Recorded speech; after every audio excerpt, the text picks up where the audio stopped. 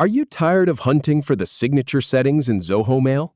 Learn exactly where to click to add your signature in under 30 seconds. I'll show you the exact path.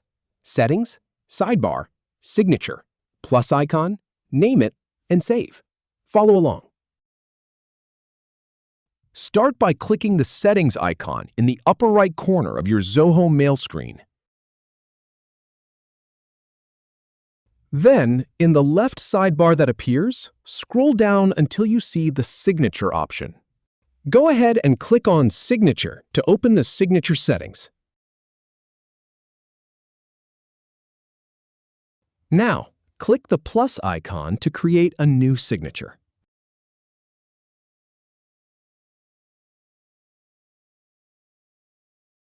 Type in a name for your signature so you can easily identify it later.